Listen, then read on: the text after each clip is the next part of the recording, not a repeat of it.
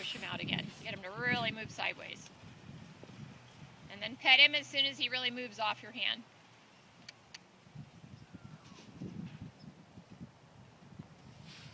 There you go. Good. Okay, now go ahead and halt and put the side reins back on.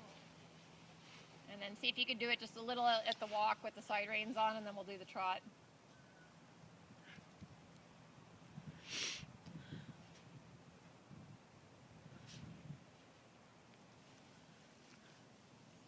If you can get this technique down, you know, trot and canter and having him move off while you're trotting and cantering, it'll make your life so much easier under saddle. I can't begin to tell you. This really makes a big difference on them when they learn this stuff on the ground and then you do it under saddle.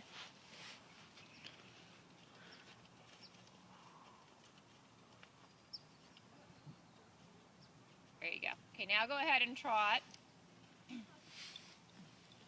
And then just see if he'll let you use your body language without speeding up too much to get him to move out a little bit before you do a whole lot of bending. See if you can get him to move off your body a little and stay really out.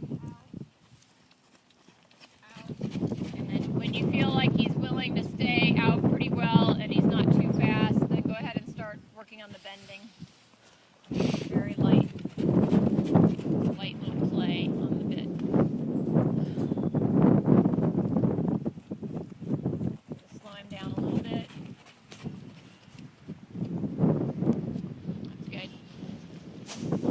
Okay, now get to the end of the lunge line so you can, we're going to do some canter, so grab the end there so you're ready. And then when you do the transition to canter, try to play with the bit in the transition so he doesn't come above the bit in the transition. You want to feel like he stays just as soft as he is now in the transition. You need a little contact on his mouth when you do the transition.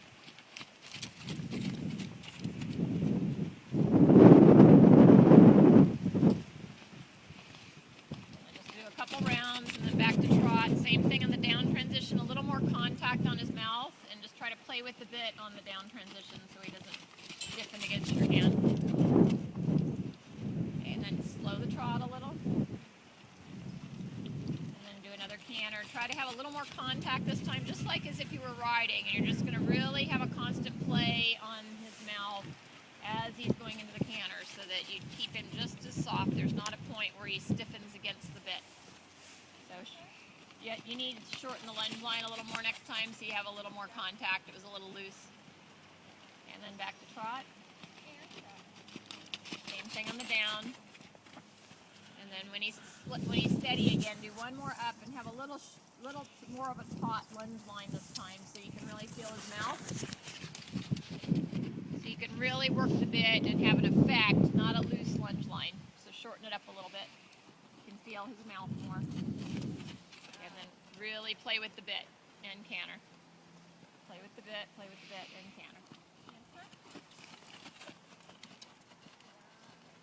Yep. And then back to trot. Play with the bit. There you go. And then walk. Same thing in the walk transition. A little bit of a contact. Soften him to the inside as you ask. Yeah, trot again. Okay, now do it again. Keep him a little more bending around this time on the down.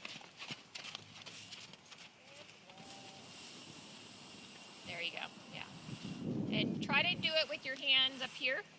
Higher. Yeah, exactly. So hand up, way up. There you go.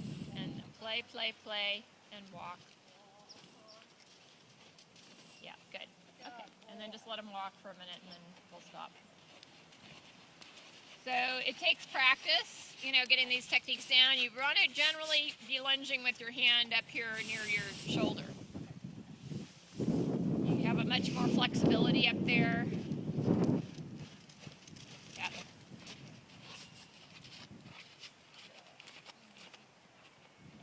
It's tough with him because he's so light that you have to be careful you don't overdo it, but you at the same time you want to make sure you're still having an effect on him. You know, that you're asking enough. But it's amazing how quickly they come around when you use this technique in addition to your riding. They just really, it makes a lot more sense to them a lot quicker.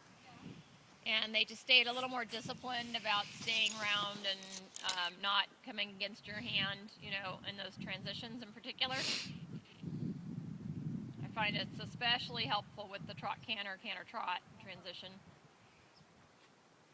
And then it gets them, you know, thinking about the bending all the time.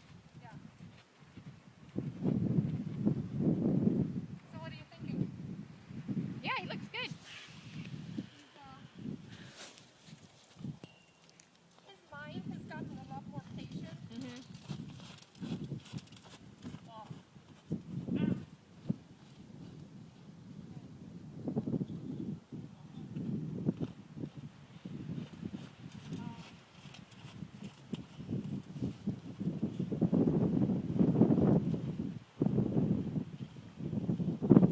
Yeah, when he does that, you need to be a lot more strict about it.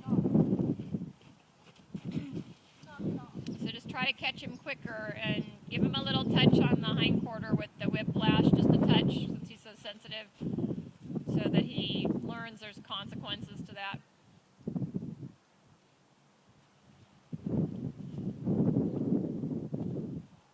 And with him, I would always have the whip in my hand because he's got that habit of stopping and backing, so you always want to have that whip in your hand. Okay, go ahead and walk, and then just keep him walking.